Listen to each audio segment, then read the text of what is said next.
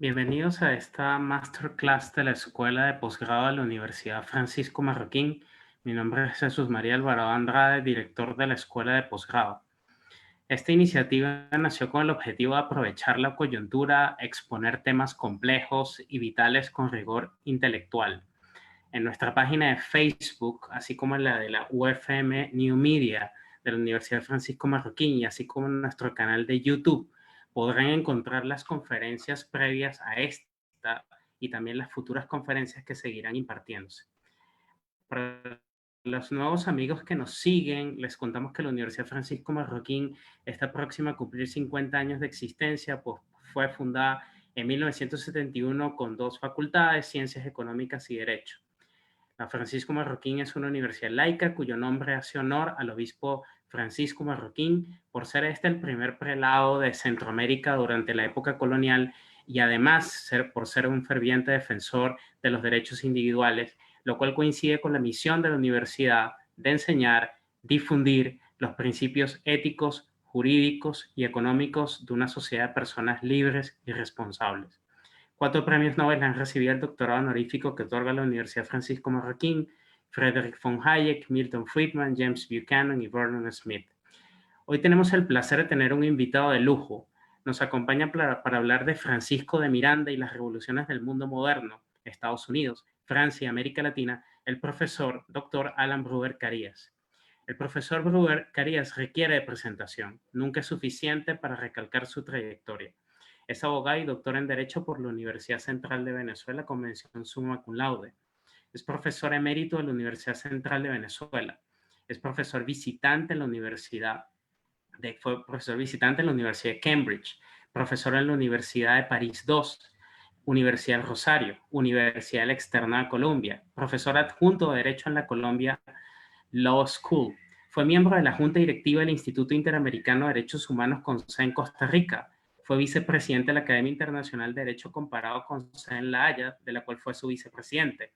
Es miembro de la Academia de Ciencias Políticas y Sociales de Venezuela, lo de la cual fue su presidente en 1999, 1997 al 99, y es miembro correspondiente extranjero o miembro honorario de la Academia Nacional de Derecho de Córdoba, Argentina, colombiana de Jurisprudencia de Bogotá, la Real Academia de Ciencias Morales y Políticas, la Real Academia Valenciana de Jurisprudencia y Legislación, la Real Academia de Jurisprudencia y Legislación de Madrid, la Academia Chilena de Ciencias Políticas y Sociales y Morales en Santiago de Chile.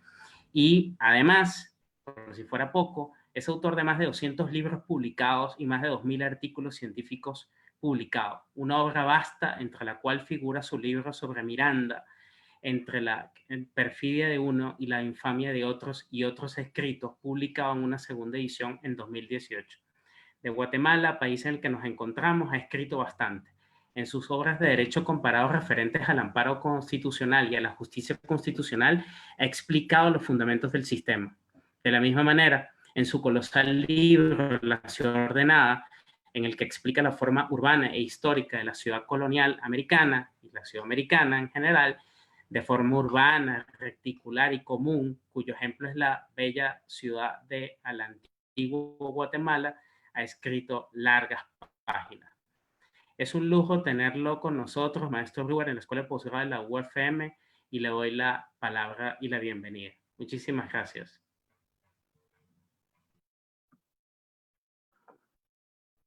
Bueno, quiero comenzar agradeciendo al profesor Jesús María Alvarado Andrade la invitación que me formuló para participar en este masterclass del posgrado de la Universidad Francisco Marroquín.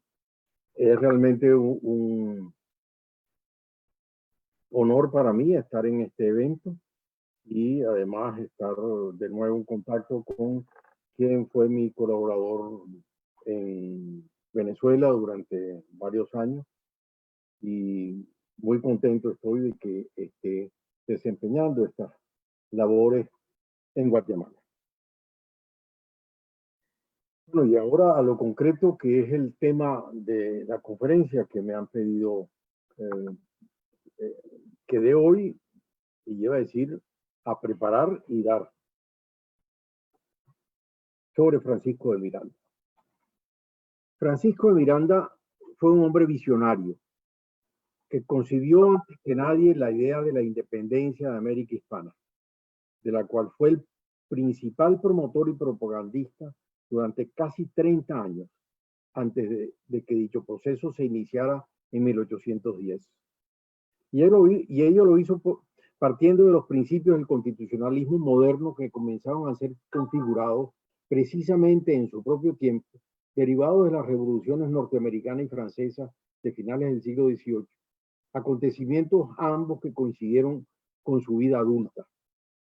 Con dicho propósito en mira y con base en esos estudios, lecturas y vivencias personales respecto a esos dos acontecimientos que efectivamente estaban transformando la historia, Miranda elaboró detallados planes y propuestas buscando convencer a gobernantes en todos los países en los cuales estuvo sobre la necesidad de la independencia de Hispanoamérica.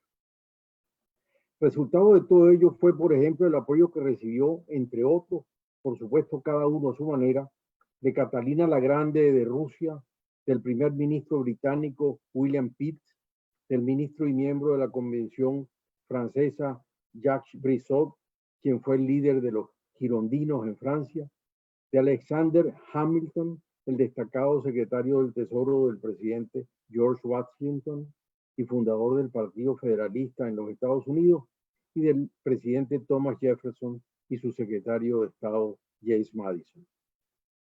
El solo hecho de que una misma persona, a finales del siglo XVIII, haya podido haber conocido y tratado personalmente a esos 6 distinguidos gobernantes en partes tan lejanas y separadas entre sí en el mundo occidental, y haber discutido con ellos sus planes y propósitos, ya lo coloca en una situación excepcional y extraordinaria en su tiempo, y en todos los tiempos.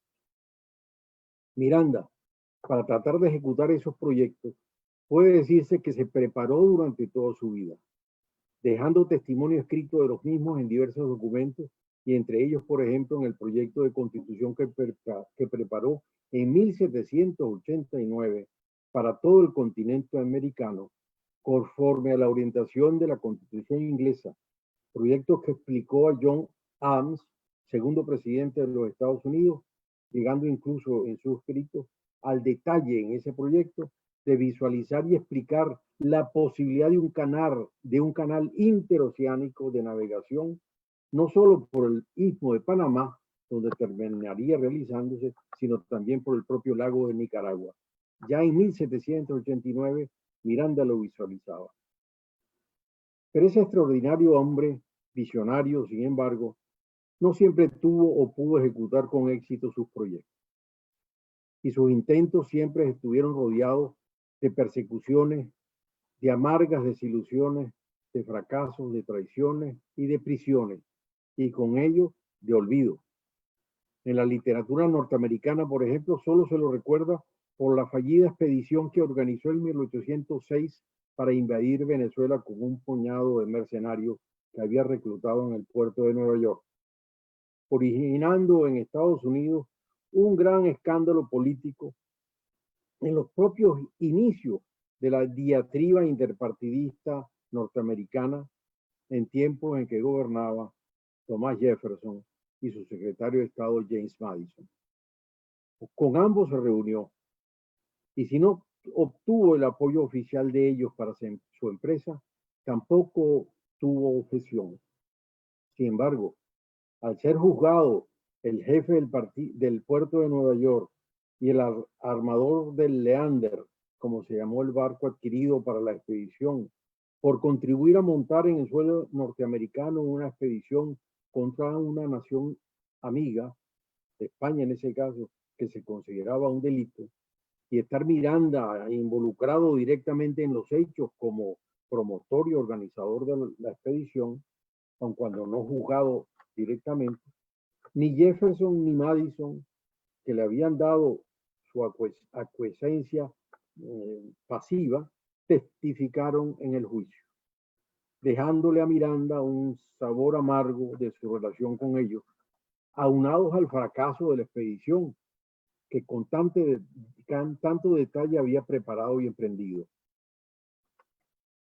Por ello fue, además, condenado como traidor en las propias provincias de Venezuela, habiendo sido quemadas a mano del verdugo con ruidosa solemnidad en la Plaza Mayor de Caracas, las proclamas que había dejado en la ciudad de Coro, junto con su plan de gobierno, la bandera tricolor que había enarbolado y su propia esfinge, todas quemadas en la Plaza Bolívar. El Cabildo de Caracas, además, fijó precio por su cabeza y el Tribunal de la Inquisición de Cartagena lo declaró enemigo de Dios y del rey. Pero aparte de ello, de resto, Miranda cayó en el olvido de la historiografía norteamericana, donde solo se lo menciona incidentalmente en las biografías de los padres fundadores, por la relación personal que tuvo con ellos. Pero lo más trágico fue que Miranda también, durante mucho tiempo, igualmente pasó al olvido en el mundo hispanoamericano, que es donde tiene importancia, en gran parte por los esfuerzos de muchos historiadores por eliminarlo de la escena histórica de Venezuela, junto con otros tantos próceres civiles olvidados. Todo ello en gran parte producto de la fuerza bruta del militarismo que a partir de 1812 se apoderó de Venezuela y de su historia, arraigándose en el suelo de la República. Ello ha sido así, lamentablemente, y en tal forma y a tal nivel que, por ejemplo, al cumplirse hace 4 años los 200 años del fallecimiento de Miranda en Caracas, en lugar de celebrarse sus aportes a la independencia y a la construcción del Estado constitucional en los orígenes de la propia República, el gobierno lo que organizó fue un acto militar para primero ascenderlo al grado de almirante en jefe post-mortem, a pesar de que como destacado oficial del ejército español solo actuó brevemente durante 3 años entre 1780 y 1783 en acciones navales en la guerra de España contra las fuerzas británicas en el Caribe, en apoyo de la independencia americana. Y segundo, producto de una ignorancia risible para vincular sus años en Francia con las ejecutorias de la Revolución Francesa, respecto de cuyos esfuerzos, al contrario, de cuyos efectos, al contrario, no solo siempre se opuso, sino que los sufrió en carne propia en la época del terror. Se desconoció así en Venezuela, en esos actos de celebración, por lo visto, que durante ese periodo en Francia, de 1792 a 1798, solo actuó como comandante en jefe de los ejércitos del norte en Bélgica, habiendo luego sufrido la persecución política por parte de los jacobinos al punto de haberlo encarcelado durante casi 3 años. El colmo de la ignorancia y la manipulación histórica en esa celebración en Caracas llegó al extremo incluso de vincular a Miranda con ideas socialistas. En todo caso, al aproximarnos ahora a la vida de Miranda, sin desdeñar sus ejecutorias militares entre 1792 y 1810, todas exitosas en África, en el Caribe, en Francia y en Venezuela, lo más importante sobre ellas son las facetas vinculadas a los aportes que le dio al proceso de independencia de la América Hispana, propagando ideas y proyectos sobre la misma durante un largo periodo de casi 30 años a partir de 1783, periodo durante el cual, en paralelo, fue permanentemente perseguido por las autoridades españolas, por todo el mundo conocido en 2 continentes.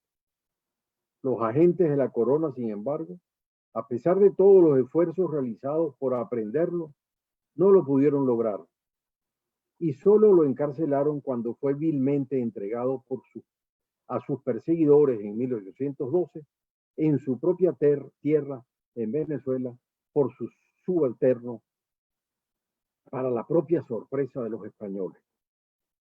Sí, Miranda fue apresado por sus propios oficiales subalternos durante la noche del 30 de julio de 1812 y entregado a las fuerzas militares españoles que habían invadido y ocupado Venezuela después de haber declarado la independencia de España, habiendo estado entre sus captores, entre otros, Simón Bolívar, uno de sus oficiales de confianza en el ejército republicano.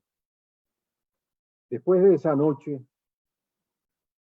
en la cual fue entregado, tal como lo expresó en carta a su esposa 2 años después, en 1814, por la perfidia de uno y la infamia de otro, Miranda permaneció encarcelado 4 años, sumergidos en los calabozos de los castillos de San Carlos en La Guaira y de San Felipe en Puerto Cabello en Venezuela, y luego en el castillo del Morro en San Juan de Puerto Rico, hasta que en 1814 fue transferido a la prisión de las 4 Torres en el Arsenal de la Carraca, cerca de Cádiz, donde después de otros 2 años de prisión como reo de Estado, sin que se hubiera desarrollado juicio alguno en su contra, falleció solo y abandonado el 14 de julio de 1816, a los 66 años de edad, cuando ya tenía incluso todo arreglado para escapar de prisión.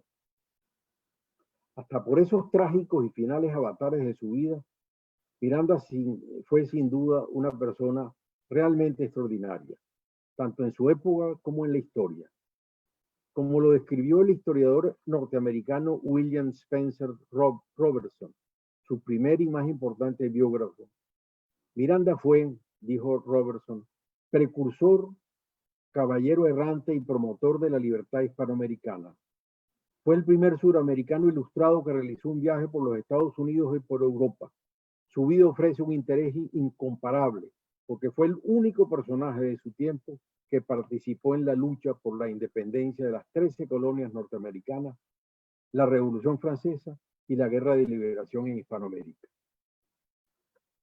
Miranda, en efecto, nació en Caracas en 1750. Habiendo dejado Venezuela en 1771, al terminar sus estudios universitarios en el Colegio Santa Rosa de Caracas, origen de la Universidad Central. Pocos años antes de la Declaración de Independencia de los Estados Unidos, que ocurrió en 1776. Viajó a España llevando consigo el rechazo al fanatismo, a la intolerancia y a la opresión que prevalecía en la provincia de Caracas, tal como ocurría en toda América, dominada por una oligarquía criolla de propietarios descendientes de españoles que discriminaba incluso a los propios españoles, como ocurrió con su propio padre, comerciante nacido en las Islas Canarias. Como lo explicó Antoine de Quincy, contemporáneo de Miranda en Francia. Miranda amaba demasiado a su tierra para quedarse en ella. Juró no volver allí sino con la libertad. Pero la libertad es una ciencia que quiso aprenderla. Fue en el gran libro de las naciones de Europa que él deseó hojear las páginas de la historia. Deseaba ardientemente forjar en sus propios arsenales las armas que debían combatirla. Y así fue, de manera que desde cuando inició su viaje a España en 1771, el joven Miranda comenzó a hacer anotaciones minuciosas de todas sus actividades, de todo lo que hacía, de lo que oía y veía, y además comenzó a recolectar documentos informativos de todo lo que consideraba de interés, lo que no dejaría de hacer por el resto de su vida. Ello dio origen a un extraordinario archivo que lo acompañó siempre y que completaría con su obsesión de adquirir libros que leía y estudiaba, aprendiendo para ello el idioma de inglés y el francés, con los cuales formó una extraordinaria biblioteca con no pocos libros prohibidos por la Inquisición. Por esa información que desde temprano había acumulado, era sin duda un hombre peligroso, por lo que la Inquisición pronto lo perseguiría implacablemente. Por ello, avisado de que sería apresado, en 1783 abandonó el ejército español al cual servía en Cuba, viajando a los Estados Unidos de Norteamérica, precisamente cuando las antiguas colonias venían de terminar la guerra de independencia que habían librado contra el Reino Unido.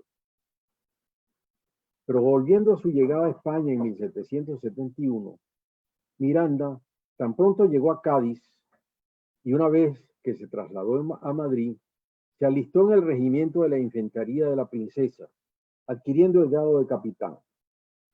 Ello lo llevó de vuelta a Cádiz y luego a Granada, a Toledo, a Ceuta y Melilla, donde participó en la guerra contra Marruecos en 1776.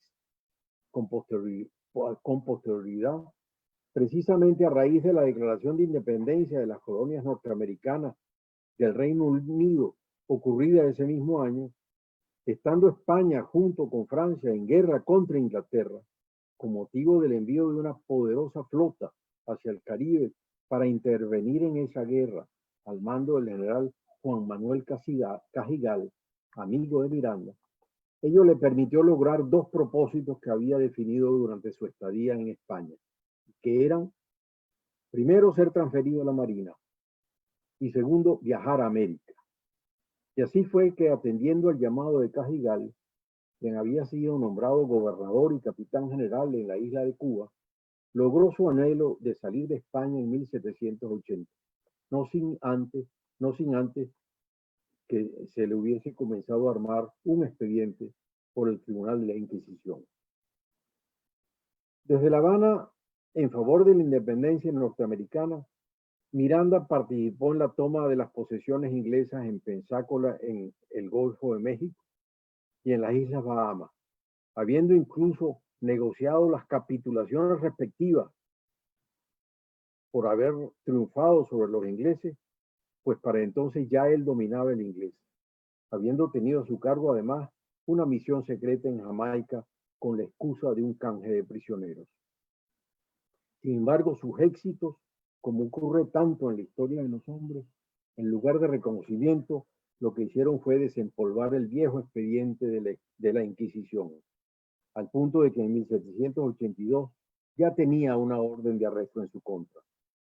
Con el consentimiento del propio gobernador Cajigal, se escondió y al poco tiempo se embarcó hacia las costas de las Carolinas en América del Norte, explicándole por escrito con razón que no era prudente que permaneciera en Cuba ni viajara a España, considerando en cambio que era una medida de precaución indispensable el evitar ser detenido, pues sabía que ello lo anularía. La sabia prudencia a la cual los hombres no debemos dejar de oír cuando es necesario, le recomendó salir de Cuba y así poder volar hacia la historia. En los Estados Unidos, durante algo más de un año, entre 1783 y 1784, siempre respaldado de cartas de presentación y referencia, recorrió todas las antiguas colonias de América del Norte, conociendo y tratando a todas las personas destacadas de la vida política, militar y social de las mismas, con un especial interés en conocer sobre las instalaciones militares que habían quedado de la Guerra de Independencia. Y así conoció y trató a los líderes más importantes de la Revolución Americana, a Washington, Hamilton, Jefferson, Adams, Paine, Knox, Lafayette, entre otros, con quienes incluso comenzó a discutir sus propios planes de liberación para Colombia, como así llamó a la América hispana. Por ello, el mismo Miranda diría años más tarde, en 1792, que fue en el año 1784, en la ciudad de Nueva York, donde se formó el proyecto actual de la independencia y liberación de todo el continente hispanoamericano. Entre otros factores, sin duda, por el trato que en esa ciudad, en esta donde yo estoy ahora, tuvo con Thomas Paine, el ideólogo de la Revolución Norteamericana.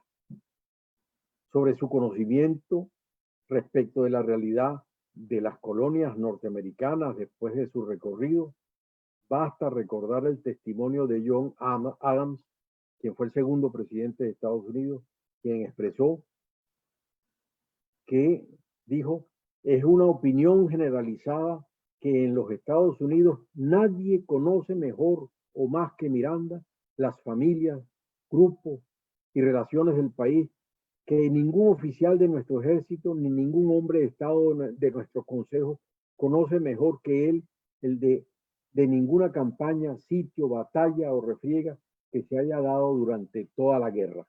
Ese es el testimonio de un presidente americano sobre el conocimiento que Miranda había adquirido de los propios Estados Unidos y de todo lo que aquí sucedió. Pero la persecución política por parte de España, por el abandono de sus funciones en el ejército y por evadir ser apresado por la Inquisición, no se hizo esperar, razón por la cual ya a fines de 1784 se había embarcado deprisa en Boston para viajar a Londres. Desde allí, a través del embajador español que lo vigilaba, trató de entrar en contacto con las autoridades de la corona española, infructuosamente, por supuesto, lo que afianzó sus planes de volar hacia el conocimiento, emprendiendo desde Londres en compañía del coronel William Smith, secretario de la legación norteamericana, que había conocido en Filadelfia cuando era ayudante de campo de George Washington, un viaje de observación militar hacia Rusia, lo que ocurrió en 1785. Para Miranda ese viaje se convertiría en un largo trayecto de observación y aprendizaje único por toda Europa, que duró más de 4 años. Visitó Holanda, Sajonia, Praga, Austria, Italia, Egipto, Trieste, Grecia, Constantinopla, pasó por el Mar Negro, llegando a Crimea, península, como volvió a suceder hace pocos años, que recién había sido anexada al Imperio Ruso. Eso ya en 1786. De allí, después de reunirse con el príncipe Potemkin, favorito de la emperatriz Catalina de Rusia, viajó con él a Kiev como invitado del gobierno imperial. 1787. De la emperatriz solo obtuvo un apoyo efectivo para sus proyectos con respecto a la América española. Y además obtuvo protección política y diplomática inmediata frente a la persecución española que continuaba. Y así, luego de un año de estar en Rusia en 1787, desde San Petersburgo, con pasaporte ruso y bajo nombre falso, como los que siempre solía utilizar, viajó por Suecia, Noruega, Dinamarca, los Países Bajos y Suiza, llegando a Francia por Ginebra y a Marsella en 1788. De allí pasó a Versalles, siendo testigo de excepción en junio de 1789 de la instalación de la Asamblea Nacional Francesa, la institución que como Asamblea Constituyente haría la revolución. Salió de Francia, sin embargo, hacia Londres, que era su destino, en ese mismo mes de julio de 1789, perdiéndose todos los acontecimientos de la revolución, entre ellos la toma de la Bastilla y los acontecimientos posteriores. En Londres comenzó el proceso de penetrar en el mundo político británico para su proyecto americano, llegando a reunirse con el primer ministro William Pitt en junio de 1790, con quien tuvo múltiples contactos, pero a la larga sin conseguir el apoyo que buscaba.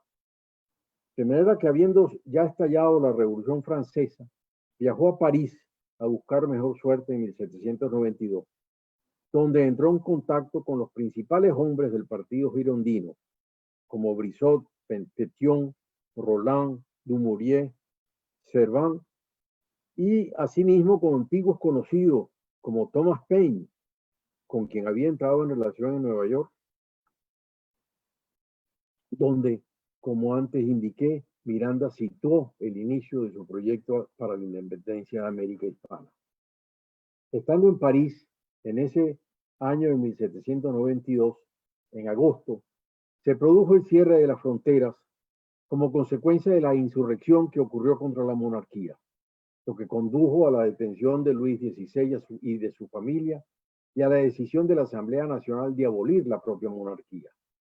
Miranda no pudo salir de Francia, de manera que al producirse la invasión de la campaña por las fuerzas de Prusia y por el peligro en el cual se encontraba Francia por los avances de las tropas de las monarquías europeas aliadas en defensa del absolutismo, ello hizo que sus amigos franceses le ofrecieran incorporarse al ejército francés con el rango de mariscal de campo bajo el mando del general Charles Dumouriez. Y así fue su vínculo tardío, pero indisoluble, con la Francia de la Revolución. De carácter militar, habiendo sido reconocidas sus acciones destacadas como comandante de los ejércitos del norte, en el hecho de que su nombre está inscrito en el Arco de Triunfo de París, el único americano en tener ese reconocimiento universal. En esa guerra de Francia contra las potencias europeas, sin embargo, los éxitos de Miranda, de nuevo lo que originaron fueron envidias, viéndose envuelto en las acusaciones que se hicieron contra el general Dumouriez por traición, por querer restaurar la monarquía en Francia. Aun cuando Miranda nada tuvo que ver con las acciones de Dumouriez en ese sentido, terminó siendo perseguido por Robespierre y por Marat, jefe de una de las fracciones de los jacobinos, quienes luego de la abolición de la monarquía ya gobernaban Francia. Miranda fue detenido el 24 de marzo de 1793 y sometido a juicio ante un tribunal revolucionario de París. Defendido por el abogado Claude-François Chabot-Lagarde, con base en los propios argumentos que expuso Miranda por escrito y con el testimonio de testigos como, por ejemplo, del propio Thomas Paine, Miranda fue liberado y absuelto el 16 de mayo de 1793. Luego del juicio, su abogado Chabot-Lagarde diría de Miranda lo siguiente: el día más hermoso de mi vida ha sido aquel en el que defendí a Miranda. Declaro que jamás he conocido hombre que me haya inspirado más estima, y más diré, ni más veneración. Es imposible tener más grandeza de carácter, más elevación de ideas, ni un amor más verdadero que todas las virtudes. No es preciso ser más preciso en las respuestas, más claro en las explicaciones, más fuerte en el razonamiento, más enérgico en todo lo que emana del sentimiento, y sobre todo tener más de esa calma imperturbable que solo es fruto de una sana conciencia. Eso dijo el abogado defensor. Pero con el poder en las manos de los jacobinos, quienes impusieron el régimen del terror, no pasó mucho tiempo sin que Miranda, después de liberado, fuera de nuevo encarcelado el año siguiente, en julio de 1793. Y solo fue después de que el mismo Robespierre y sus perseguidores fueran guillotinados cuando recuperaría la libertad en enero de 1795. Igual ocurrió con el mismo Thomas Paine, quien también había sido encarcelado por Robespierre, salvándose de la guillotina solo por la propia muerte prematura de Robespierre. Miranda permaneció en París incorporado a la vida intelectual de la capital y de nuevo ocupándose del tema americano. Allí publicó sus primeros estudios en su propia defensa con cartas a Dumouriez y sobre la situación en Francia. Y el 22 de diciembre de 1797 firmó en París con otros representantes de los pueblos y provincias de América, entre ellos José del Pozo y Sucre y José de Sala, lo que se llamó el Acta de París, un documento en el cual se proclamaba la independencia de las provincias americanas. Luego de haber sido nuevamente encarcelado y amenazado de deportación por el mismo Fouché, jefe de la policía, Miranda decidió entonces regresar a Londres, lo que hizo en enero de 1789, escapándose de la policía disfrazado de mercader con otro nombre falso. Al llegar a Londres, de nuevo buscó contacto con el primer ministro William Pitt, quien esta vez comenzó a prestarle cierta atención a sus planes de independencia de la América española.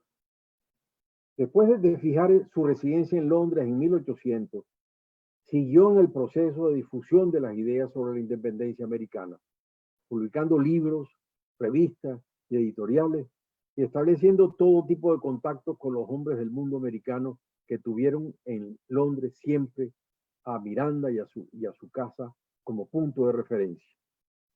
El comienzo de ese proceso de difusión fue la traducción y la publicación que hizo en Londres de un documento que se denominó la Carta a los Españoles Americanos, que había escrito un ex jesuita, Juan Pablo Vizcargo y Guzmán Naib, en 1791, en la cual planteó abiertamente el tema de la independencia de la América hispana. Miranda permaneció en Londres hasta 1805, habiendo sido esos 5 años los únicos durante toda su vida, aparte de los años de detención en París, en los cuales había permanecido en un solo lugar de su vida. Allí se casó, fundó un hogar e se instaló en una casa que todavía se puede visitar en Grafton Street, en Londres, donde estableció su biblioteca, la cual entonces llegó a ser considerada como una de las bibliotecas privadas más grandes de Londres. La misma fue además el centro de reunión de todo el que tuviera que ver con la independencia de Sudamérica. Luego de esos 5 años londinenses, ante la ausencia de obtener un apoyo efectivo del gobierno británico a la empresa militar que estaba empeñado en comandar para liberar a América Hispana de España, contando con el respaldo pasivo de muchos altos funcionarios británicos, viajó a Nueva York a fines de 1805, donde llegó con el nombre de Martin, otro de los nombres que utilizaba, con el propósito de organizar una expedición con fines independentistas para invadir las provincias de Venezuela. A pesar de conseguir el apoyo allí pensaba conseguir el apoyo gubernamental norteamericano necesario para la empresa, pero tampoco lo logró, llegando a informar solo a las altas autoridades del gobierno sobre su proyecto, porque se reunió con Jefferson y con Madison. Pero estos, si bien no le dieron el consentimiento, tampoco le hicieron ningún obstáculo. Con el financiamiento de amigos ingleses y la ayuda de amigos norteamericanos, entre ellos el mismo capitán Smith, con quien había iniciado aquel viaje a Europa en 1785 y que ahora estaba de jefe del puerto de Nueva York, logró organizar una pequeña expedición hacia Venezuela, que después de un primer intento de desembarco en Ocumare, logró desembarcar en las costas de Coro, en Venezuela, en 1816, proclamando sus ideas libertarias y sobre la independencia de esas provincias. Y así fijó esas proclamas en la ciudad de Coro, la cual, sin embargo, para su enfado, había sido evacuada por los españoles, quienes ya sabían de sus andanzas, resultando en un gran fracaso en sus propósitos. Después de permanecer cerca de 2 años en el Caribe, preparando su regreso a Londres, donde escribió incluso un libro explicando las razones de su fracaso, regresó a Londres en 1808, continuando sus proyectos de independencia, explicando una amplia labor de publicista y difusor de ideas, utilizando incluso para ello el seudónimo de William Burke. De nuevo, su casa fue el punto de reunión de todos aquellos que vivían y visitaban Londres con interés en el proceso americano. Para solo recordar un caso, debe destacarse el del joven Bernardo O'Higgins, quien luego sería el libertador de Chile, a quien antes de regresar a su país, Miranda le dirigió una carta y le entregó un documento con algunos consejos, entre los cuales estaba que desconfiara de todo hombre que haya pasado la edad de 40 años, a menos que os conste que sea amigo de la literatura y particularmente de aquellos libros que hayan sido prohibidos por la Inquisición. Recordándole además especialmente, no olvidéis ni la Inquisición, ni sus espías, ni sus sotanas, ni su suplicio. Por la posición política y social que Miranda había adquirido en Londres, no es extrañar, por tanto, que al inicio del proceso revolucionario desarrollado en Caracas el 19 de abril de 1810, cuando 2 meses después la Junta Suprema de Venezuela enviara una delegación oficial al Reino Unido para gestionar el apoyo de los ingleses al proceso de independencia de Venezuela, comisión o delegación conformada por Simón Bolívar, Luis López Méndez y Andrés Bello, a pesar de que los mismos tenían instrucciones por la Junta Suprema de Caracas, instrucciones precisas de no entrar en contacto con Miranda. Recordemos que la cabeza de Miranda había sido puesta a precio por el Cabildo de Caracas en su fallida expedición.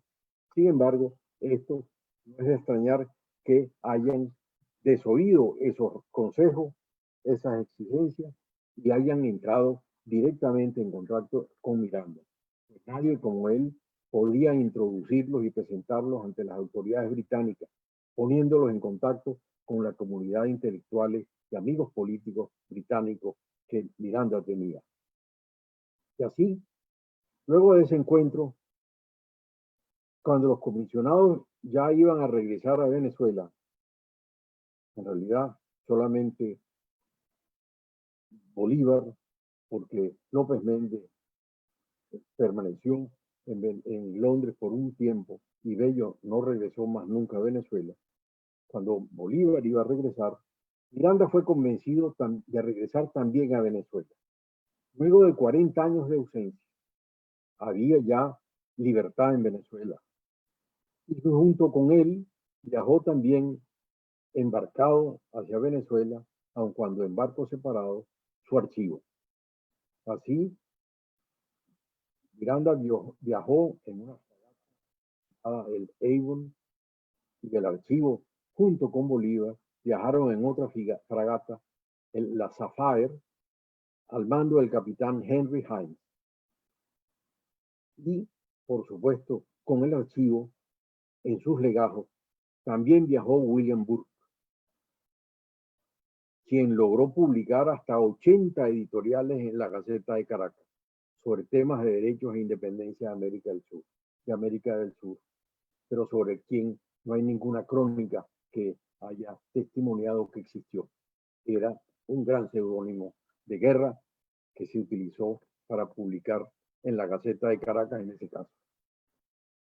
Miranda, quien ya para entonces tenía 60 años, al llegar a Venezuela se incorporó de inmediato al proceso constituyente de la nueva nación independiente, habiendo sido electo a comienzos de 1811 como diputado al Congreso General de las Provincias de Venezuela, participando en la redacción de lo que sería la primera constitución republicana del mundo moderno, después de la Constitución norteamericana de 1776 y de la francesa de 1793, y que fue la Revolución Federal de los Estados de Venezuela del 21 de diciembre de 1811, sancionada incluso meses antes de la propia Constitución de Cádiz en España.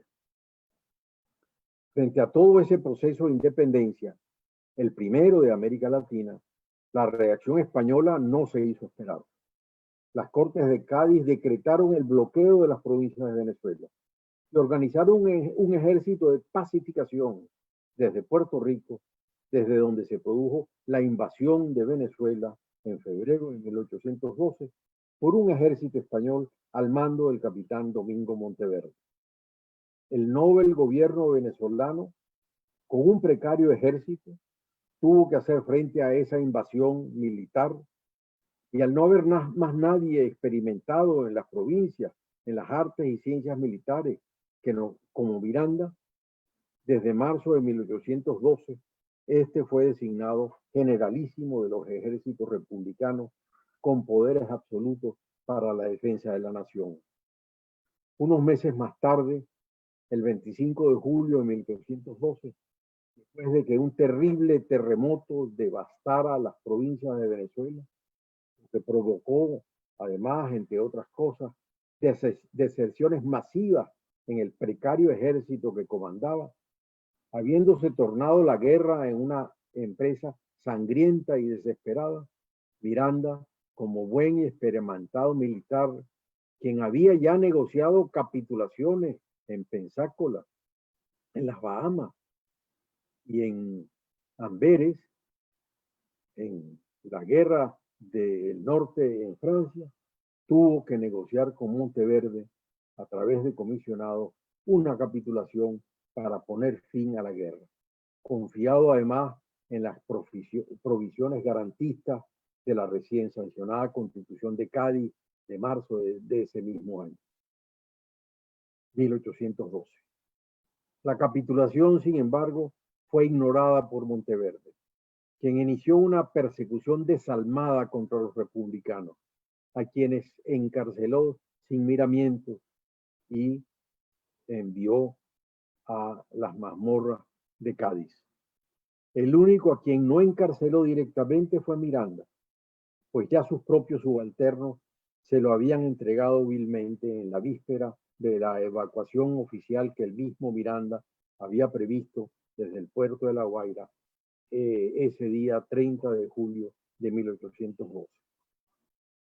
El día anterior, sin embargo, tan pronto la fragata Sapphire, la misma que había traído el archivo de Miranda a La Guaira, tan pronto esa fragata fondió en el puerto de La Guaira, el asistente y secretario de Miranda, Pedro Antonio Lelec, había embarcado su archivo, consignándola para mayor seguridad al comerciante inglés George Robertson, de la firma Robertson y Bell de Curazao. El 1 de agosto, al día siguiente de la evacuación, al llegar la fragata a Curazao, el archivo de Miranda quedó embargado en el puerto, dada la ausencia de su dueño. El capitán Hines había podido sortear los efectos de la traición cometida en La Guaira, habiendo evacuado en su buque a varios oficiales y asistentes de Miranda. En cuanto al archivo, el mismo permaneció 2 años en el puerto, hasta que en enero de 1814, cuando por la gestión del secretario Lelec fue enviado a Londres, coincidencialmente de nuevo, 2 años después, en la misma fragata Sapphire, bajo el mismo capitán Jaime, fueron entregados los legajos al Lord Balthus, secretario de Estado de Guerra de las colonias en el gobierno británico. Cuando este funcionario, 15 años después, dejó de servir a la corona en 1830, los 64 volúmenes del archivo que habían permanecido en su despacho fueron trasladados a su residencia personal de Cirencester, cerca de Gloucestershire, como parte de sus cosas personales, desapareciendo ese archivo del conocimiento público por más de 100 años, hasta que fueron descubiertos en 1922 por el biógrafo de Miranda, William Spence Robertson, quien desde que había escrito su tesis doctoral de historia sobre Miranda, no había cesado en buscar dichos preciosos legajos. Esa pérdida de los archivos por más de 100 años fue otro de los elementos que contribuyó al olvido de Miranda. De todos los hombres que tuvieron a su cargo la configuración constitucional del Estado de Venezuela entre 1810 y 1811, Miranda fue sin duda el que más conocimiento teórico tenía sobre los sistemas políticos contemporáneos y sobre los principios del constitucionalismo moderno, además del que más experiencia política práctica había tenido con sus vivencias personales en los gobiernos de Estados Unidos y de los países europeos, particularmente en Francia y en Inglaterra. Por eso, si bien tuvo un rol militar al final de la Primera República como generalísimo para tratar de enfrentar al ejército de invasión de Monteverde, el rol más destacado de Miranda y lamentablemente ignorado y olvidado fue su rol civil en la concepción del proceso independentista, en la difusión de las ideas que la justificaban y en la construcción constitucional de la República, a la cual tanto contribuyó como diputado al Congreso durante 1811. Sus ideas constitucionales sobre la forma de gobierno que se debía establecer en las colonias hispanoamericanas, en efecto, las expuso en diversos escritos desde 1795, las cuales giraron, primero, en el sentido positivo, respondiendo fundamentalmente al principio democrático como base política, al principio de la separación de poderes en la organización del Estado y a la adopción de la figura federal de gobierno. Y segundo, en sentido negativo, buscando que en ningún caso el gobierno a establecer pudiera caer en los vicios en que había caído el régimen del terror en Francia. En cuanto al principio de la separación de poderes, el mismo, por supuesto, inspirada en las doctrinas de Montesquieu, era el de la propia esencia del constitucionalismo entonces en formación a raíz de la Revolución Norteamericana y del inicio de la Revolución Francesa. Miranda había sido testigo de excepción de su funcionamiento en Norteamérica, en el periplo por los Estados Unidos entre 1784 y 1785. Y también había sido testigo de excepción de su deformación en Francia, en la época de la Convención y del Terror. Además, conocía la doctrina de Montesquieu, ya que desde 1780 las obras de Montesquieu en 8 volúmenes aparecían en el listado de su biblioteca, que estaba en el archivo. Pero por ello, cuando Miranda visitó el castillo de la Brève en 1789, cuando terminaba su periplo europeo, sitio donde Montesquieu había escrito su obra sobre el espíritu de las leyes, Miranda anotó en su diario: no me hartaba de considerar el sitio en el que la más brillante obra del espíritu humano se había producido. Como si no sabía del principio de la separación de poderes. Pero sus primeras ideas sobre este principio las formuló en Francia, en su libro Opinión del general Miranda sobre la situación actual de Francia y sus remedios y los remedios convenientes a sus males, editado en París en 1875, en el cual formuló su crítica al régimen del terror conducido por la Convención y su Comité de Salvación Pública, que había sido montado precisamente sobre el abandono del principio de la separación de poderes, que había sido adoptado tanto en la Declaración Francesa de 1789 sobre los derechos del hombre y del ciudadano, como en la propia Constitución de 1791. En dicho libro de 1795, después de haber sufrido personalmente los embates de la Convención en Francia, y particularmente de ese Comité de Salvación Pública que comandó Robespierre, entre otras cosas, expresó lo siguiente: que solamente por la sabia división de poderes podrá darse estabilidad al gobierno. Todas las autoridades constituidas vienen a celarse mutuamente, porque todas se interesan en la permanencia de la Constitución de que ellas emanan. Por eso es que todas se ligan contra cualquiera que quisiera atacar a una de ellas. Más al contrario, si todos los poderes se concentran en un solo cuerpo, se arrogará siempre la autoridad de la masa entera y bastará a una facción dirigir sus tiros a una masa soberana de hechos para hacer una revolución. La espantosa tiranía de Robespierre y la antigua Comisión de Seguridad Pública no fue producida sino por esa fatal confusión de poderes.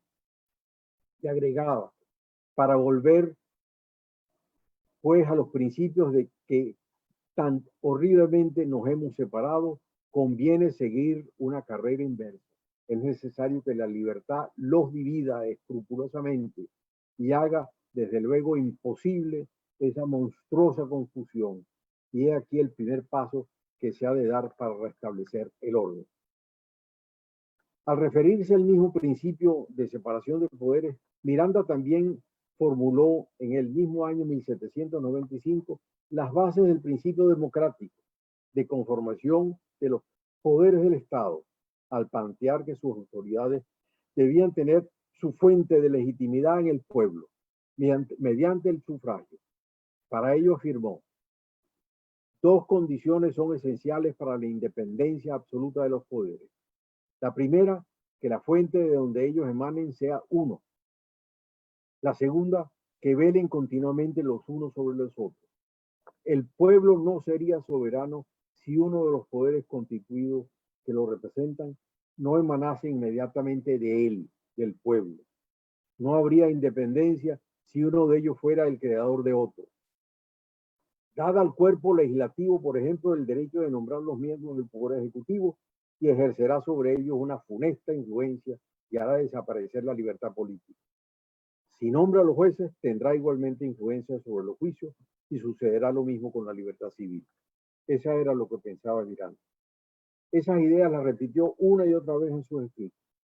Y las encontramos, por ejemplo, en una carta que le envió Alexander Hamilton el 6 de abril de 1798, ratificándole la propuesta de establecer en la América Hispana una forma de gobierno mixto, advirtiéndole que el único peligro que intuyo radica en la introducción de los principios franceses, los cuales emponzoñarían la incipiente libertad, acabando pronto con la suya propia. Lo mismo advirtió a Pedro José Cano al instruir de llevar personalmente esa correspondencia que antes cité a Hamilton y a Adams, y que luego al pasar a Bogotá, a Santa Fe de Bogotá, le dijo que informara a los comprometidos sobre la necesidad de prevenir por todos los medios posibles y que los principios o sistemas jacobinos se introduzcan en nuestro continente, pues por ese medio la libertad, en lugar de la cuna, encontrará el sepulcro, como lo prueba toda la historia de la Revolución Francesa. Por otro lado, en cuanto al principio federal, el tercero de los grandes principios que vislumbró para la organización del territorio en América, Miranda elaboró en 1801 para lo que llamó el Imperio Americano un proyecto de gobierno federal estructurando una república en todo el continente americano que llevaría por nombre, escribió, Colombia, como una fracción americana, como una federación americana que reuniría a todas las naciones del continente, desde México hasta la Patagonia, que debía responder no solo a los principios de la democracia representativa, sino a la forma de Estado federal, es decir, de descentralización política con distribución del poder en tres niveles territoriales: los municipios, las provincias y el gobierno federal. En el proyecto incluso preveía establecer una ciudad federal, decía, en el punto más central del continente, tal vez en el istmo de Panamá, que debía llevar el nombre Augusto de Colombo, a quien dijo se debe el descubrimiento de esa bella parte de la tierra. El federalismo para la organización del territorio en América Hispana fue, por tanto, la forma de Estado por la cual se inclinó Miranda y en cuya base estaban los electores integrados en los comicios americanos, que eran las asambleas municipales compuestas por todos los ciudadanos americanos nacidos en el país y los extranjeros establecidos en el mismo que prestasen juramento de fidelidad al nuevo gobierno. Por ello, incluso la primera constitución de Hispanoamérica, la de Venezuela, de 1813, fue una constitución federal. Por otra parte, a la base de la formulación de sus propuestas sobre organización del Estado en los proyectos de constitución para la América Hispana, Miranda también tuvo una clara concepción sobre las bases del gobierno civil que debía instaurarse, basado en los principios de libertad, justicia, seguridad e igualdad, conforme a lo cual se debía, dijo, consolidar un gobierno de leyes que sea protector de la propiedad y libertad personal, base de la felicidad civil y en la utilidad general de todos los que se encuentren reunidos, precisamente reunidos. En particular, en una proclama que escribió en 1801, abogó por la igualdad al afirmar que un gobierno libre mira a todos los hombres con igualdad. Cuando las leyes gobiernan, las solas distinciones son el mérito y la virtud. Clamó entonces lo siguiente: unámonos por nuestra libertad, por nuestra independencia, que desaparezcan entre nosotros las odiosas distinciones de chaperones, criollos y mulatos. Estas solo pueden servir a la tiranía, cuyo objeto es dividir los intereses de los esclavos para dominarlos unos por otros. Un gobierno libre mira a los hombres con igualdad. Cuando las leyes gobiernan, las solas distinciones son el mérito y la virtud. Sobre el tema de la libertad incluso se refirió en particular a los derechos políticos de las mujeres, cosa absolutamente excepcional en la época. Lo hizo en una carta de Pétion, que era miembro de la Convención en Francia, escrita en octubre de 1792, donde le recomendó en sus labores legislativas a las mujeres, preguntándole, ¿por qué dentro de un gobierno democrático la mitad de los individuos, las mujeres, no están directa o indirectamente representadas, mientras sí están sujetas a la misma severidad de las leyes que los hombres hacen a su gusto? ¿Por qué al menos no se las consulta acerca de las leyes que conciernen a ellas, más particularmente cuando son las relacionadas con matrimonio, divorcio, educación de las niñas, etcétera? Le confieso que todas esas cosas me parecen usurpaciones inauditas y muy dignas de consideración por parte de nuestros sabios legisladores. Sobre el tema de la igualdad, en 1801, en su manifiesto dirigido a los pueblos del continente colombiano, alias Hispanoamérica, también formuló el principio en una forma general para todos los hombres, proponiendo la abolición de hecho del tributo personal cargado sobre los indios y gentes de color, siendo odioso, injusto y opresivo, proclamando que dichas personas gozaran desde este instante de todos los derechos y privilegios correspondientes a los demás ciudadanos, lo que en definitiva para América Hispana era un decreto de abolición de la esclavitud. Estamos hablando de 1801. Ese espíritu civil que se aprecia en las contribuciones constitucionales de Miranda fue precisamente el que configuró la independencia de Venezuela y la construcción de la República entre 1802 y 1812, la cual por ello no fue producto de gesta militar alguna. En Venezuela, ese proceso fue obra exclusiva de civiles. Lamentablemente, sin embargo, ese espíritu fue barrido por las armas, particularmente a partir del momento en el cual se produjo la entrega de Miranda por militares republicanos con Simón Bolívar a la cabeza al invasor español que en ese momento representaba Monteverde. A partir de entonces, todos, sí, todos, patriotas militares republicanos y realistas militares, al unísono, mediante la imposición de la ley de la conquista por Monteverde y de la ley marcial y el decreto de guerra-muerte por Bolívar, barrieron con las armas toda aquella construcción constitucional que el mismo Bolívar llegó a calificar como el de una república aérea, imaginada, dijo, por ciertos buenos visionarios, y agregaba que tuvo a filósofos por jefes, filantropía por legislación, dialéctica por táctica y sofistas por soldados. Y esa república civil, calificada de aérea, fue la que quedó sustituida desde entonces y durante casi toda nuestra historia por un Estado conducido por una capa militar como la que después de 40 años de democracia que tuvimos entre 1988 y 1998 ha estado ahogando a nuestra república desde 1999. Por ello, los venezolanos, para poder reivindicar el civilismo frente al militarismo que se apoderó hasta de la conmemoración de nuestra independencia, que insisto, no fue obra de militares, sino de un congreso civil el 5 de julio de 1811, tenemos sin duda que comenzar por reivindicar a Francisco de Miranda y a todo lo que nos legó y lamentablemente ha quedado en el olvido.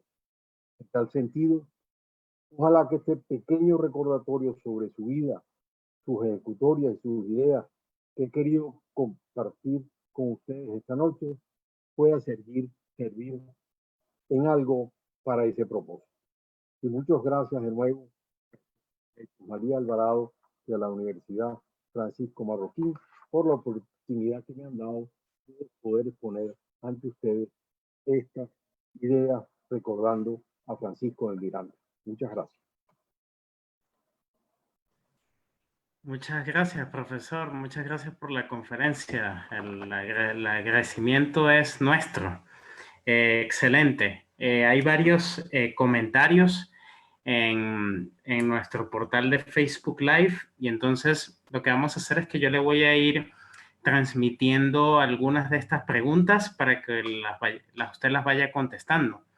Hay una pregunta de Andrea Martínez que dice, ¿por qué Miranda vio como única salida la capitulación ante los realistas? Estaría muy acostumbrado a las victorias tanto en Europa como en Estados Unidos que no podía permitirse una derrota militar en propia tierra.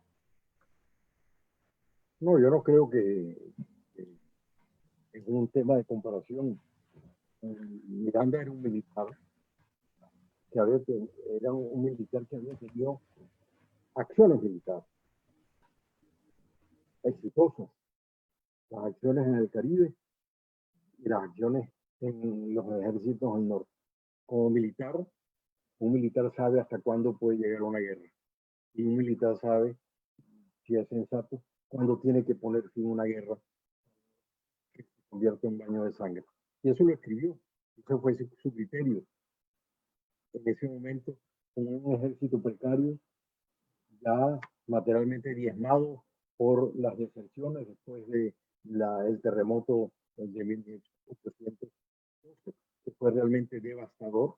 Miranda no tenía ejército para enfrentar el ejército de invasión que venía avanzando y estimó, este fue su criterio como militar en ese momento, que lo más sensato era buscar poner fin a la guerra conforme una capitulación. Eso sí se lo creó sin la menor duda. Creó que una capitulación, que es un acto solemne militar, de lo más solemne, se respeta. Y pensó que esa capitulación iba a ser respetada. Sin embargo, lamentablemente, no fue respetada. Y eso trastocó absolutamente todo. De acuerdo, muchas gracias, profesor. Hay una pregunta de John Hernández que dice, en cuanto a su posicionamiento como criollo, ¿cuál sería la motivación patriótica de Miranda en todo este proceso? Dice algo así, como para buscar todo el proceso. La motivación patriótica de Miranda.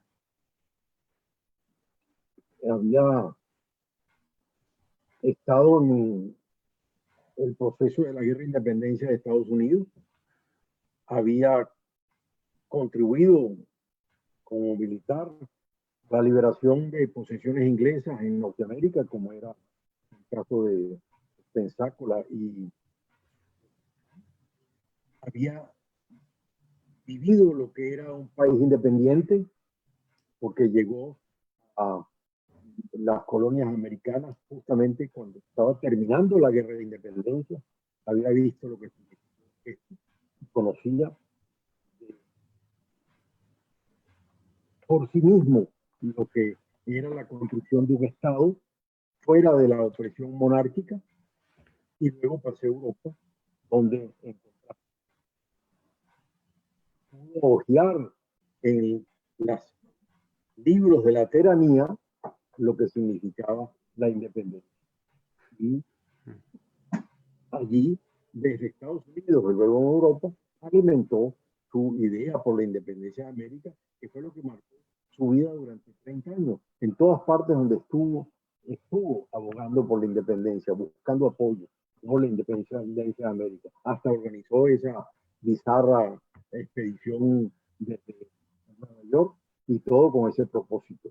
Y ese fue lo que lo motivó, fue la motivación de su vida, desde que terminó, desde que salió materialmente de Venezuela y terminó de colaborar con el ejército español en 1783. De acuerdo, gracias. Hay dos preguntas que las voy a decir de una vez, porque creo que tienen un poco de relación.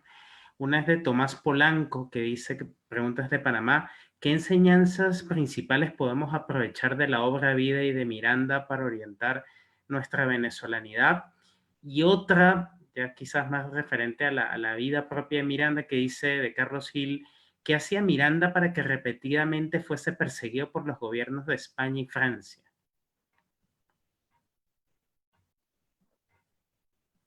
Bueno, empiezo por esta última. La persecución contra Miranda en España se inició desde que estaba en la península y desde sus actuaciones en la guerra contra el sultán de Marruecos.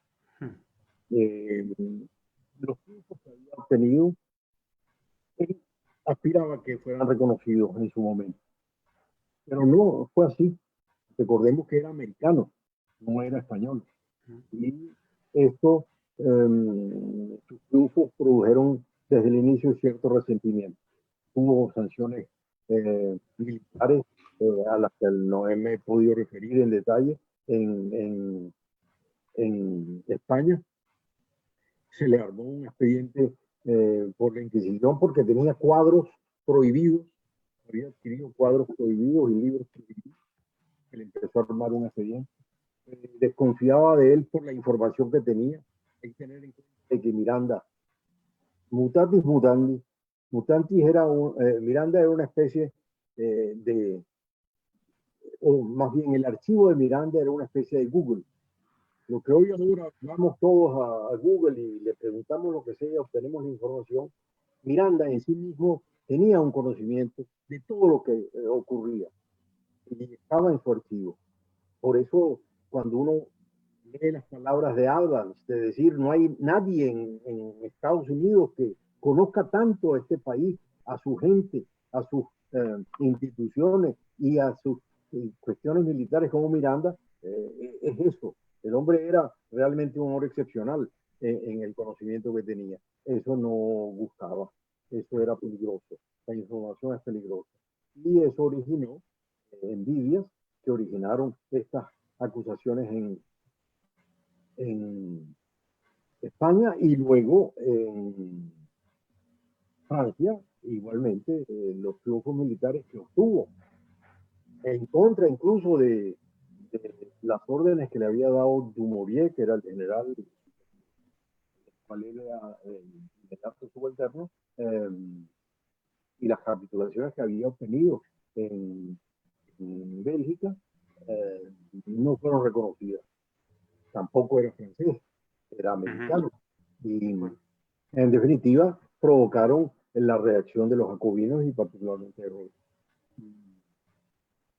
De manera que no es extrañar que personas no obtengan los reconocimientos debidos y más bien lo que obtengan frente a sus éxitos es la reacción. La envidia humana pues no ha cesado nunca de existir. Cierto. Y en cuanto a lo que pregunta querido amigo Polanco, yo diría que lo más importante de que hay que rescatar de Miranda es lo que he querido resumir abigarradamente esta noche. Son los principios de la libertad, los principios de la libertad, los principios del conservatismo, que son los principios de la libertad, el principio representativo, el principio de la separación de poderes y el principio de la restablecimiento de la distribución vertical del poder a través de, en este caso, del sistema federal. Justamente los principios que en nuestro país, en Venezuela, son los que se han demolido sucesivamente. Se ha demolido la democracia representativa, se ha demolido la separación de poderes y se ha demolido la distribución territorial del poder. Todo lo que en aquel momento escribía Miranda, lo podemos escribir hoy para decir esto es lo que necesitamos hacer en Venezuela. A estos principios, a los mismos principios de 1795, 1801, Miranda exponía para ser llevados a América, son esos mismos principios que insistir en llevar a restablecer la libertad en Venezuela.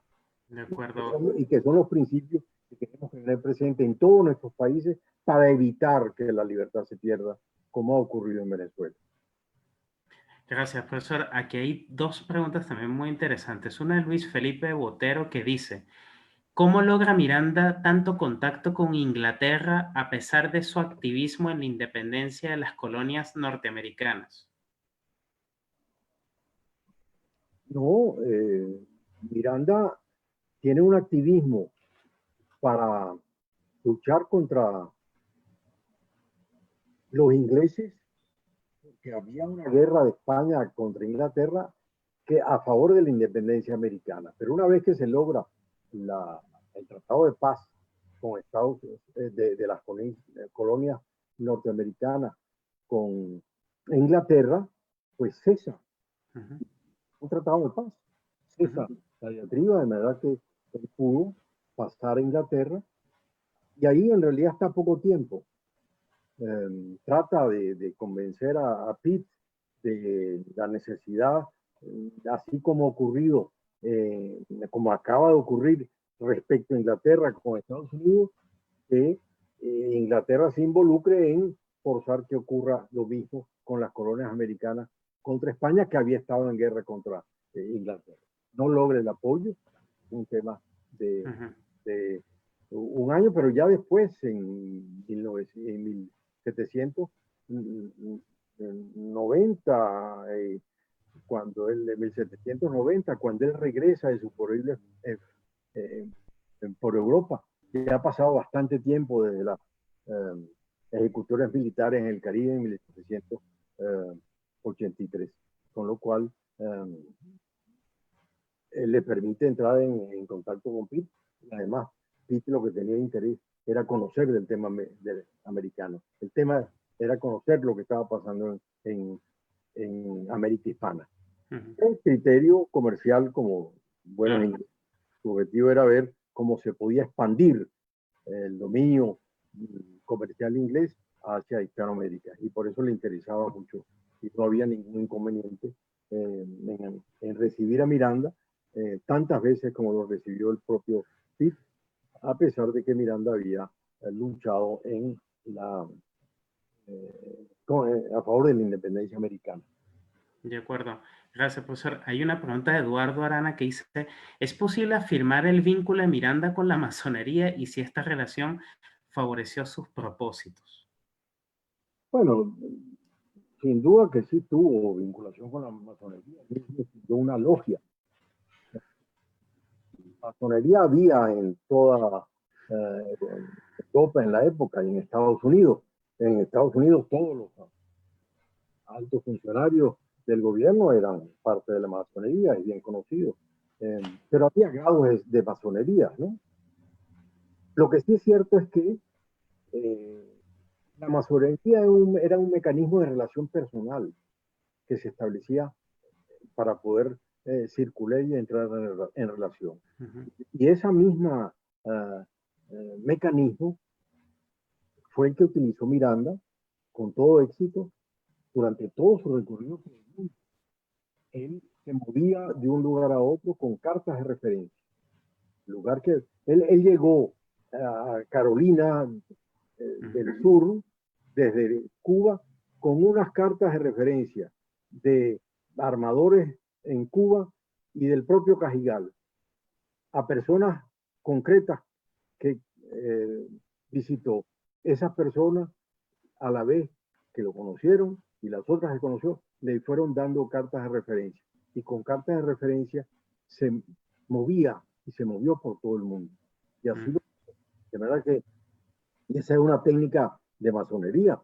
Por eso muchas veces la gente dice el Rotary Club o este tipo de organizaciones son masones. No son masones. Tienen el mecanismo de unir a la gente, y ese mecanismo de unir a la gente fue lo que le permitió a Miranda llegar de un lugar a otro, por ejemplo, viajar durante 5 años, 4 años, por toda Europa, llegar hasta Kiev, a fuerza de cartas de gente que conocía, siempre de muy alto nivel en cada parte, y así poder viajar por todo el mundo. Y todas esas cartas de referencia están conservadas en el archivo. Es decir, todo eso está en el archivo de Miranda. Hay una pregunta de Víctor Herrera, profesor Weber, que dice, ¿por qué en Latinoamérica adoptamos los principios franceses constitucionales y no los norteamericanos? Nos basamos en formar instituciones que para hacer leyes que regirían a los ciudadanos y no en el gobierno de la ley que previamente reconoce los derechos naturales inherentes al hombre para que los regule. No se puede decir que son los principios americanos. Los constitucionales de toda Hispanoamérica se formaron con base en los principios del constitucionalismo derivados de las dos revoluciones, la francesa y la norteamericana. Recuerden que la norteamericana es la primera. Ahí se establecen los principios fundamentales de democracia, de representación popular, de descentralización del poder, de separación de poderes. Todo eso se establece en las constituciones de 1776. Y se establecen en esas constituciones del año 76, que son las de las provincias, declaraciones de derechos, son previas a la Revolución Francesa. La Revolución Francesa luego recoge estos mismos principios y los desarrolla. De verdad que es una simbiosis entre esos principios y los principios del constitucionalismo francés y los que se recogen en el mundo americano. En Venezuela llega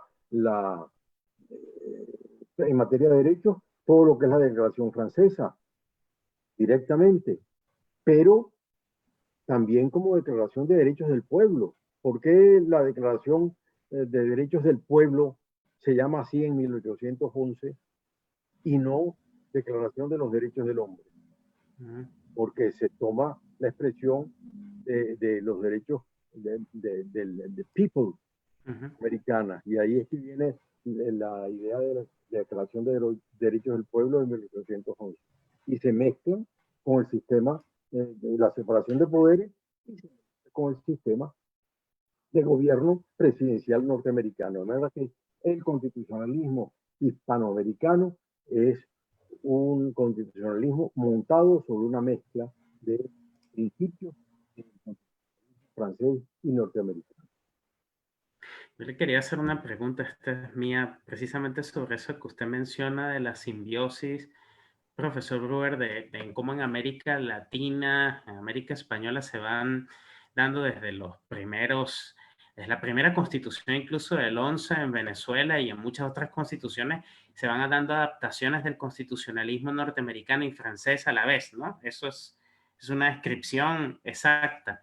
La pregunta que le hago es a partir de precisamente de su exposición sobre Miranda y de la obra que escribió sobre Miranda.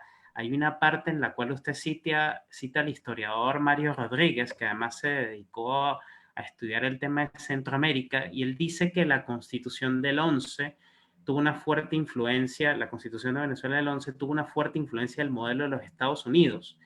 Y en ese sentido, bueno, obviamente también hay cosas de la Revolución Francesa, pero además luego también en el libro, y usted lo mencionó en su exposición, Miranda es bastante crítico con, al menos la Revolución Francesa, en la interpretación del sistema jacobino y todos los efectos que se produce en la Revolución Francesa en esa carta Alexander Hamilton que usted mencionó. Entonces la pregunta es, ¿usted diría que Miranda de alguna manera tendría una especie de predilección sobre un modelo norteamericano constitucional, o él de alguna manera aceptaría un poco una simbiosis de los dos modelos? Digo No, esto.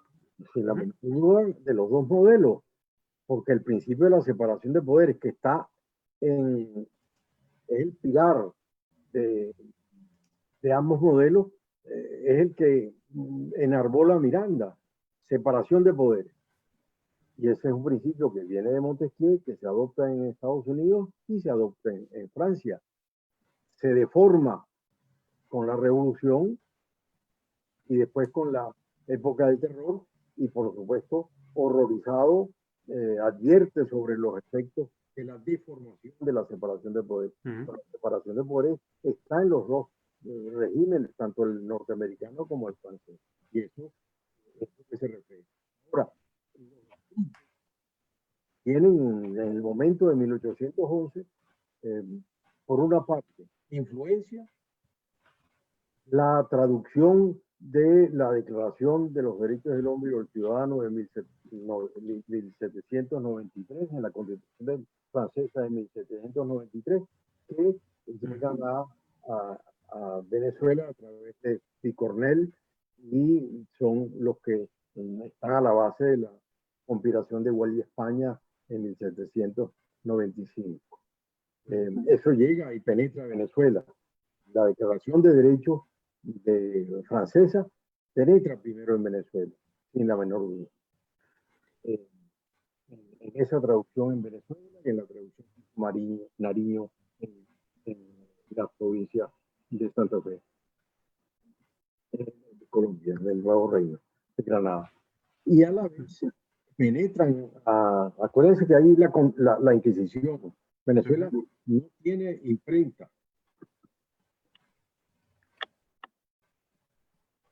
¿Aló? ¿Aló? ¿Me oyen? Sí, le oigo. ¿Aló? Sí, le oigo. Es que se me fue la computadora. Sí. Me fue la señal. En Venezuela no hay imprenta. La primera imprenta llega en 1808, adquirida cuando Andrés Bello era oficial mayor de la Capitanía General de Venezuela. Imprenta que además la historia nos muestra que fue la que Miranda embarcó en el Leander en Nueva York y cuando fracasó la exposición la vendió en Trinidad. Y esa imprenta es la que adquiere Venezuela posteriormente. Y sale las primeras obras publicadas en 1808, de manera que antes de 1800 la imprenta. Con lo cual todo venía importado. Y todo venía importado controlado por la Inquisición. Todo lo que significara libertad, derechos del hombre, separación de poderes, todo esto solo entraba en forma clandestina. Y así circularon las cosas en Venezuela. Primero, la Declaración de Derechos del Hombre y del Ciudadano de 1789, que entra en Venezuela en 1794 y luego en Bogotá por Nariño, y ambos documentos son prohibidos por el Tribunal de la Inquisición de Cartagena, y luego penetran los libros americanos, que no son americanos, sino escritos por venezolanos, publicados en Norteamérica, como el escrito por Gómez de la Serna, Tomás Paine y los documentos de la independencia americana, que llegan a Venezuela en 1810. Tienen una enorme influencia. Y luego los escritos de William Burke. William Burke, que es un prolífico escritor, no existe,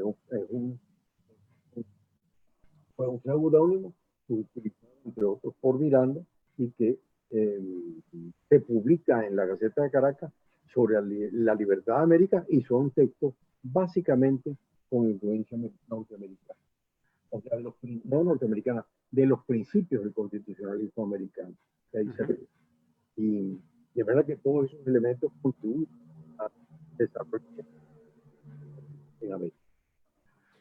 Hay una pregunta, gracias profesor Weber, hay una pregunta que no puedo dejar de formulársela porque ya estamos casi que al final, pero cuando uno lee su obra de Sonda, no sé, y usted en la exposición que nos acaba de dar, usted menciona que uno de los propósitos centrales no solamente es rescatar a Miranda de la tergiversación a la cual ha sido sometido en los últimos años, sino que también plantear cómo ese hombre era tan universal que conocía los principios más fundamentales del constitucionalismo, no solamente por la experiencia vital de Miranda en los Estados Unidos, en Inglaterra, en Francia y en América Latina, sino reforzar hoy en día esos principios del constitucionalismo moderno. Y en ese sentido, yo le pregunto, después de con tantos años investigando y aportando tanto al constitucionalismo hispanoamericano como usted lo ha hecho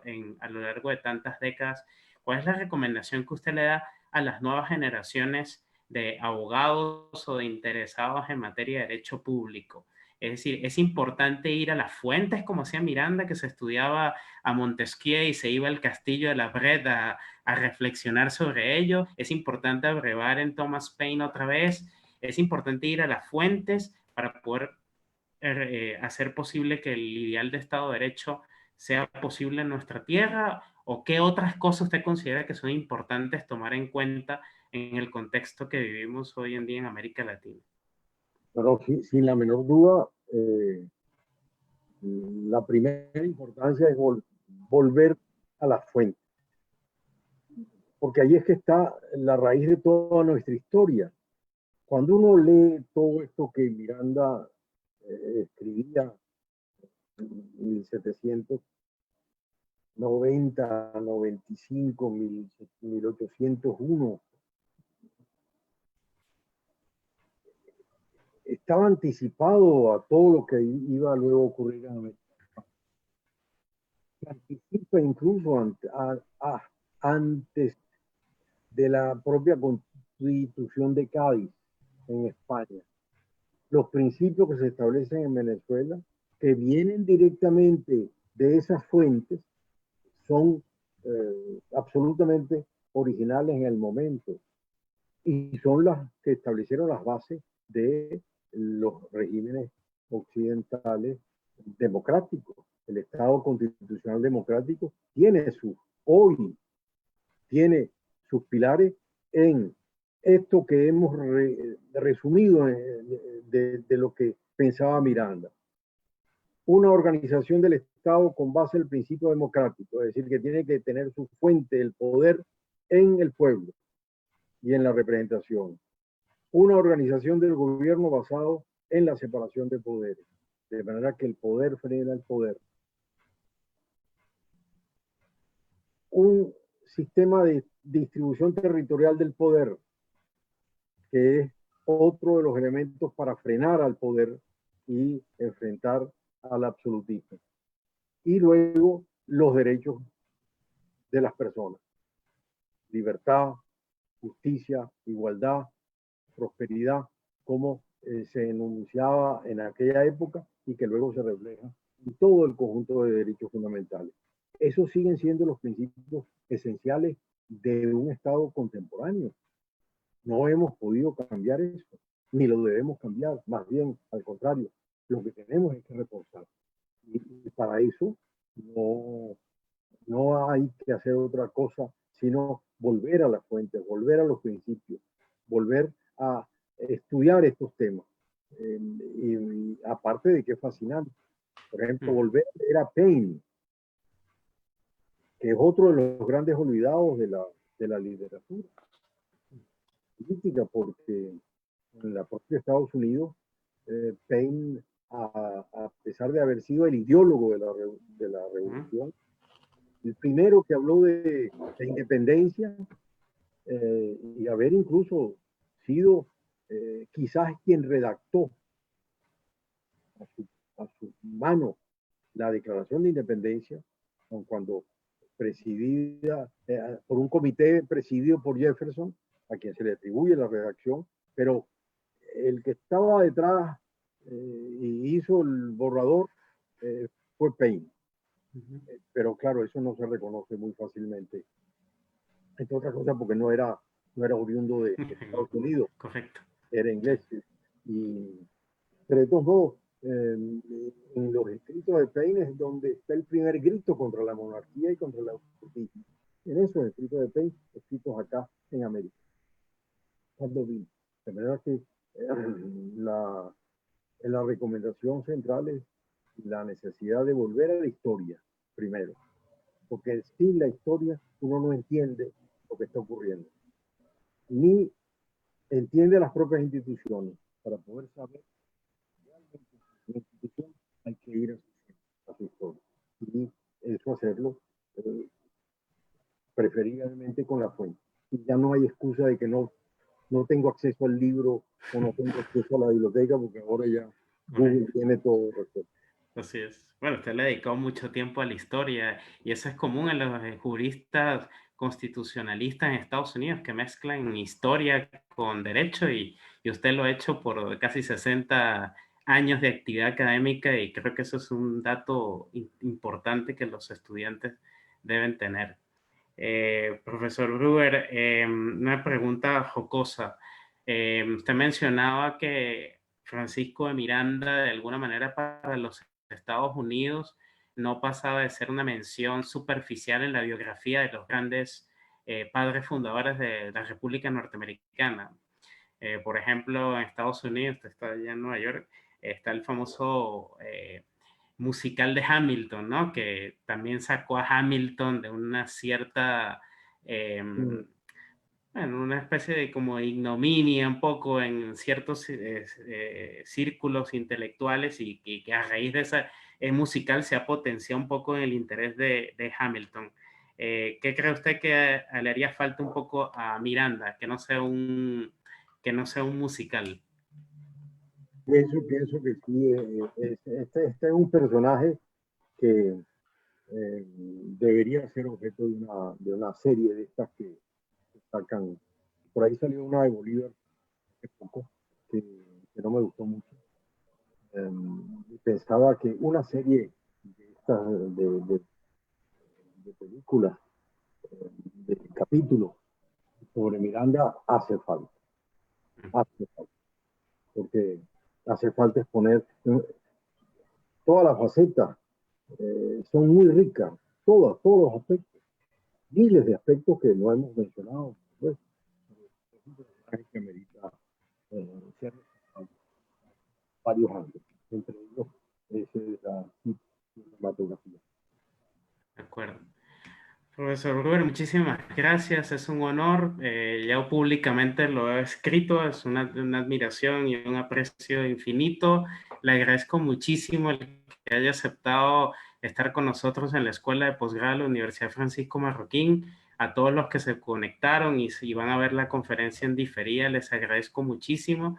Y nuevamente muchas gracias. Les invito a que visiten la página web de la Escuela de Posgrado, sigan las redes sociales de la Escuela de Posgrado, puedan ver nuestra oferta académica de los próximos cursos y trimestres y que además puedan ver esta conferencia y las demás conferencias que han ocurrido en el pasado y las que vienen en el futuro. Muchísimas gracias, profesor Gruber. Muchas gracias a ustedes, pues. Muchas gracias y buenas noches a todos. Muchas gracias, buenas noches. Adiós.